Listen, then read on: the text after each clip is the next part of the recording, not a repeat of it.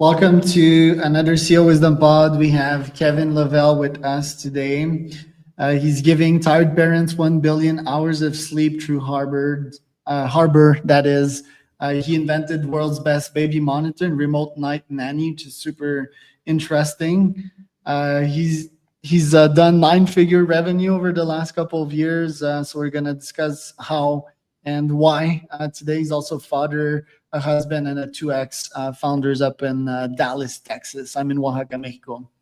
This podcast is brought to you by podpire.com. If you want to start a podcast, monetize it through AdSense, leads, and sponsors, you can go to podpire.com. We've got a free ebook and a masterclass for you. Kev, welcome to the pods. Tell me a bit more about you and what you've been up to nowadays. Thanks, Charles. Always a good opportunity to tell the story. So thank you for that. So I think you hit the nail on the head. I'm a dad. My wife and I have been married for 12 years now, almost 13. And about 10 years ago, actually about 12 years ago, I started Mizzen in Maine. Had this crazy idea for a performance fabric dress shirt. I'm wearing one now. I grew up watching performance polos take over on the golf course and wondered why no one had ever made a dress shirt that stretches. And when we started, we were kind of laughed out of every trade show. All the industry experts told us it would never work, but we stuck to it, and we've now done hundreds of millions of dollars in revenue, backed by private equity. We've got some great celebrity endorsement deals we've done there.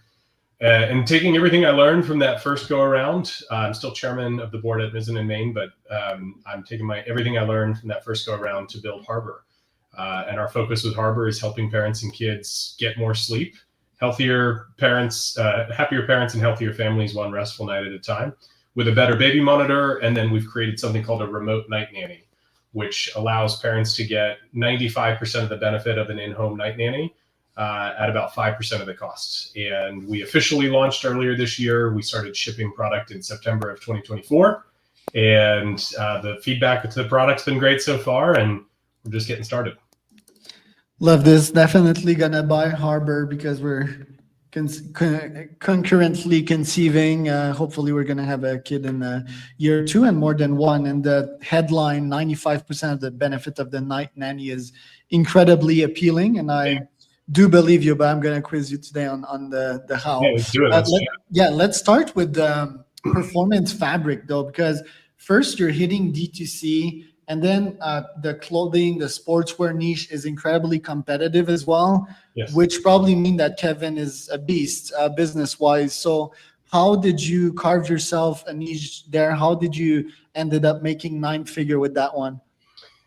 Yeah, I would boil it down to a few things. The first was we were doing something that absolutely no one else was doing. And that allowed us to really own the idea and the space for several years. And so we were viewed really as the innovator in the space. We were viewed differently from everybody else. And despite all the rejections from the industry, our customers loved the product, and they felt almost compelled to tell their friends and family, right? I mean, the number of times I had friends or customers tell me, I was at a wedding and all of the, everybody there was just soaked. They looked miserable. They looked terrible. And I had to tell everybody about Mizzen in Maine. The second thing I think fundamentally was building omnichannel from day one. When we started Mizzen in Maine, so much of the expert class in the world of startups and DTC were basically sales dead. No one will ever buy anything in a store again. And that was just foolish. That was just absolutely ridiculous.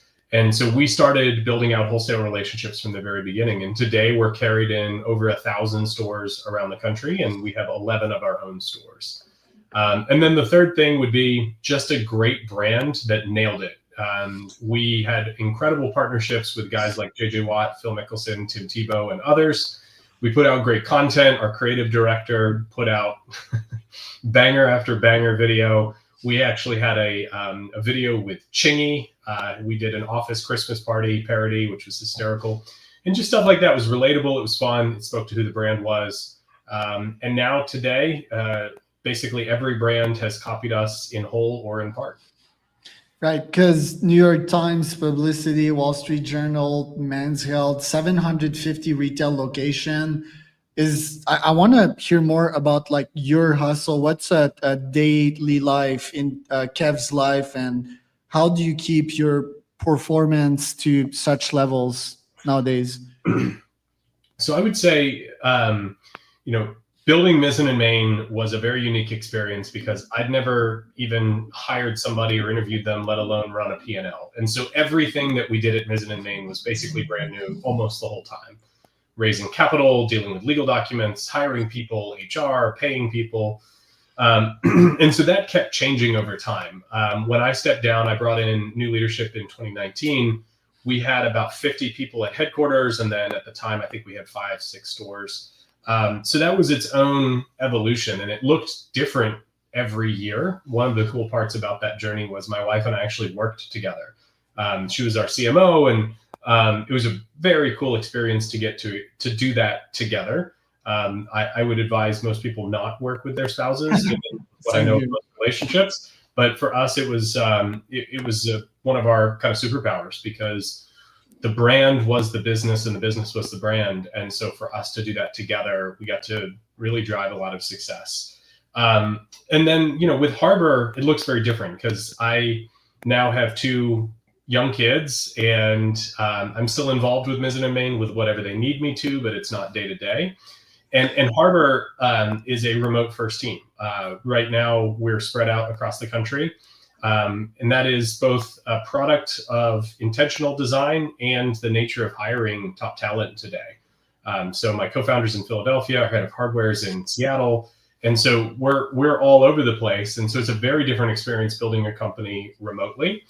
But when you hire exceptional talent and you find great partners, and you have very clear line of sight to, this is what we need to do, this is how we're going to do it, and this is who is responsible for what part of the business, it is absolutely possible to build a great business remotely. It's challenging, it's different, and we get together.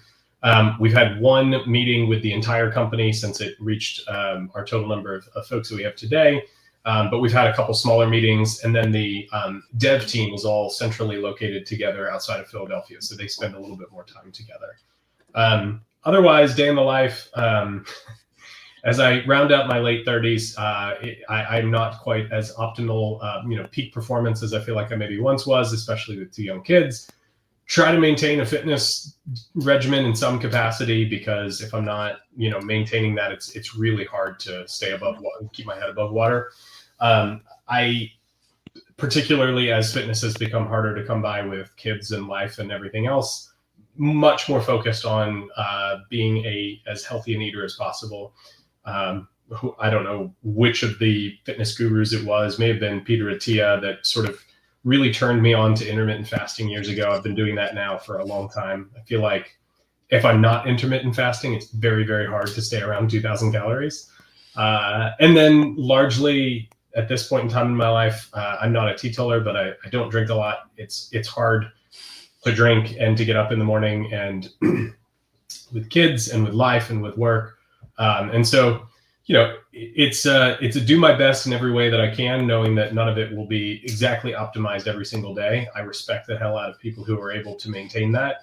I also think that most people that maintain that level of perfection and discipline and rigor tend not to have kids, and such as it is. Word. For the nanny, do you recommend it? Because I do want to spend time with my kids and be involved, but not to a very high degree where I have to change most of my life. Maybe I'm willing to give a 15% change, 20% change. I don't think that spending tons of time with them is ultimately beneficial for them as well. Or maybe I'm kidding myself. What's your thesis on that? So my thesis is, no matter what you think, you're going to be wrong, because it's going to surprise you and you have no idea what it's like until you actually do it. And so with that acknowledged, being thoughtful on how you want to do it is great. I think one of the most important aspects of raising kids is being aligned in values with your partner and how you both want to allocate your time with each other, with your kids. I believe for my family and in my life and my kids, it's the most important thing I'll do in this world. And so they deserve that from me, whatever it is that I can best do. That doesn't mean reorienting every minute of every day around them. That's, I actually believe, pretty destructive to their ability to kind of grow and learn and find their place in the world.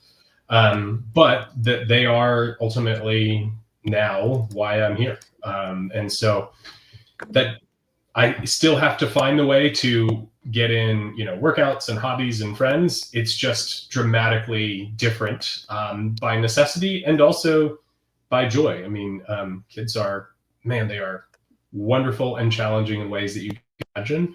But the joy that I get from the good times that we have together is unlike anything I could have imagined. I certainly understand why folks going into kids maybe feel like they don't necessarily want, as you said, to change as much. But if you've got a great partner and you work hard at raising, healthy, capable, independent, but, engaged children, I think you'll end up finding that percentage may end up looking different because you want it to.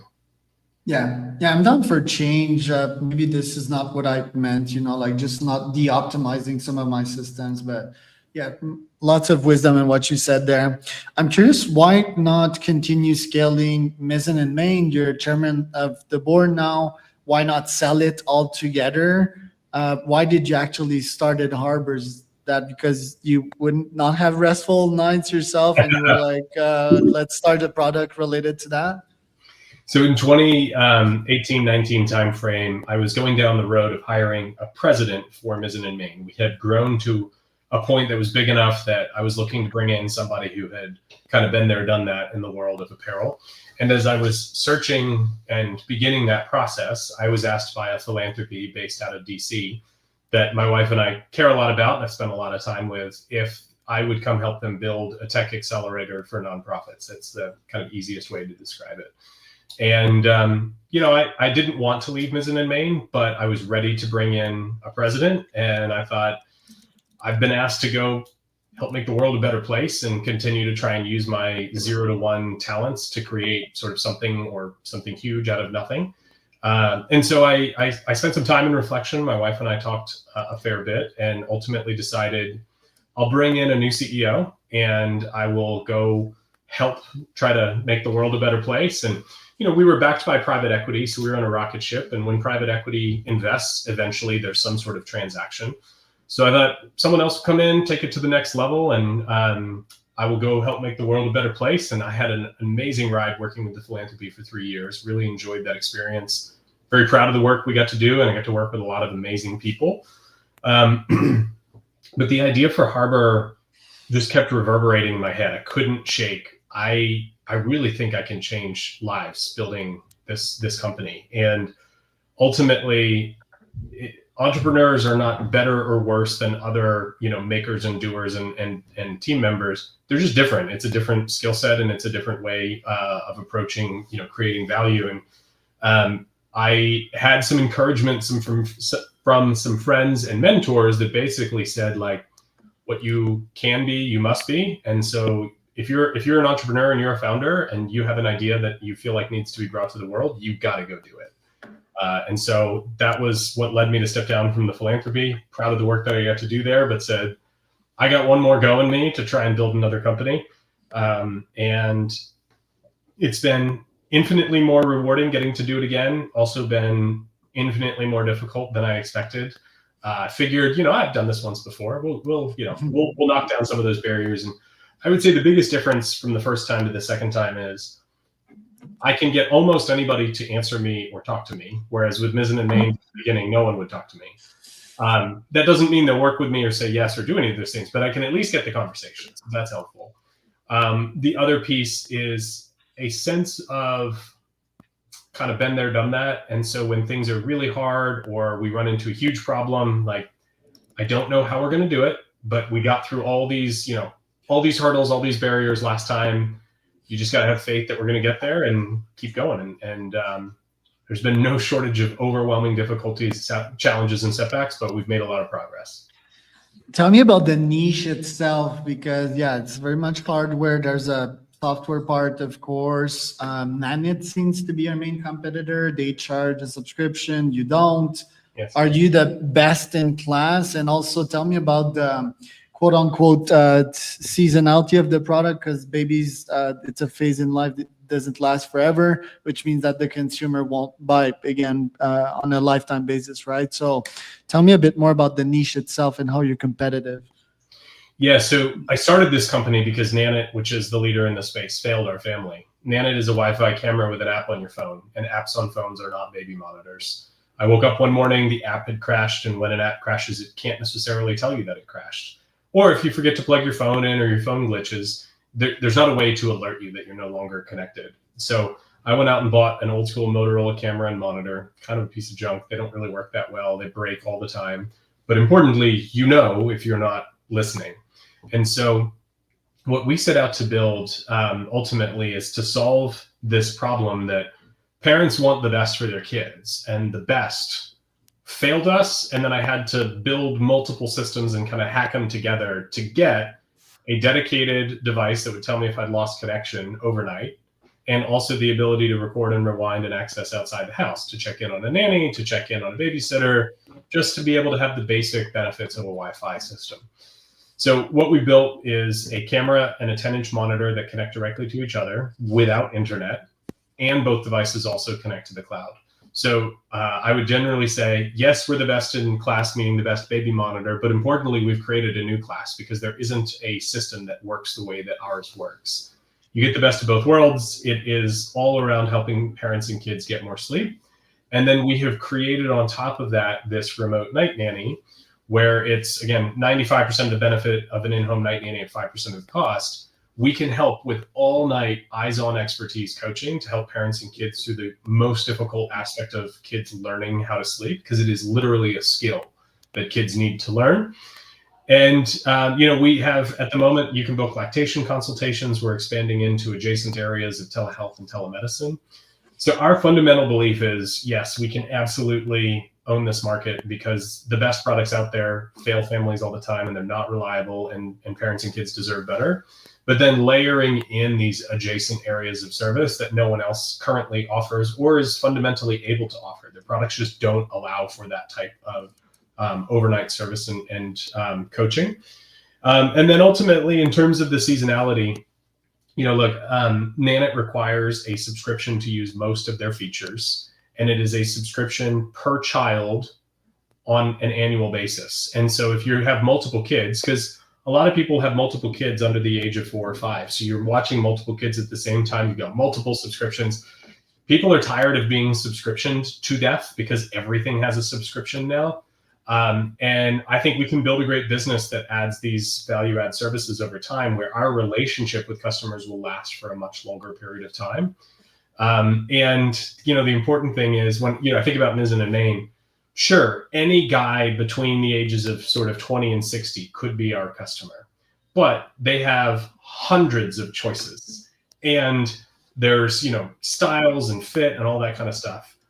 With parents, there aren't that many choices. They're pretty terrible. And unless you live in a studio apartment, almost every family needs a baby monitor. There are 3.6 million children born in the United States every single year. Now, some of those are on second, third, fourth kids, but you have this constantly refilled pipeline of people who need a great product, and there really aren't great options. So I'm not worried for a very long time about the ceiling on our TAM, especially knowing that we will be able to help partner with parents on value add adjacent services over time. And the night nanny feature that you have, is it like a human that literally watches your baby for 8 hours every night? Yeah. Yeah. Wow. So for those people listening that aren't familiar with an in-home night nanny, it's a very difficult job, because you go and sleep in someone else's house. They hand you their baby monitor, and then you listen to that baby monitor all night. And when the child fusses or cries, you take a look. Okay, nothing's wrong. You start a timer, and if it's a 4 or 5 month old child, really you should wait about 10 or 15 minutes before you go into the room, as long as you know nothing's wrong. So then they just sit there and they watch the timer. If they stop crying after 8 minutes, well, you wait until they start crying again. You set the timer. Children at the early phases of learning how to sleep, they have to be supported in learning how to sleep. And there's a lot of really bad information out there, and really emotionally laden information, where you'll hear some of these sleep consultants say, you should never abandon your child. You should never let them cry all night. There's a very far window between let them cry all night and not immediately run into the room the second that you hear something, because you are quite literally preventing them from learning how to fall back asleep. The best way that this has been framed to me by a pediatric sleep doctor is when your kids learn how to walk, they will fall down and they will cry a little bit. And if you are there behind them the entire time, making sure that they never, ever, ever fall or ever are upset for even a second, well, guess what? Your kid's not going to learn how to walk. And kids are far more capable than most parents understandably give them credit for. And so what we do is we bring that all night eyes-on expertise, watching to see if something is wrong, and otherwise effectively just starting a timer when they start to fuss or cry. And then once any of those thresholds are reached, we turn the volume on the monitor back on. So I'll back up for a second. When you work with us, you hand over the controls of your monitor to our professionally trained night nurses. They then turn the volume on your monitor down to 0 all night long. And they only turn it back up when it's time for you to go in and take care of your child. Now, if we lose connection, if the monitor loses connection, there's a power issue, you're going to get an alert on that monitor that says that you are no longer supported by Harbor. It's a fail open methodology whereby if we lose connection, the product turns itself back on, and then you're watching your kid just like a normal night.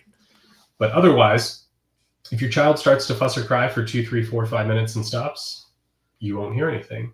If they hit that 10-minute or 15-minute threshold, we're going to turn that volume back up and send you through a reminder, this is what you're supposed to do next.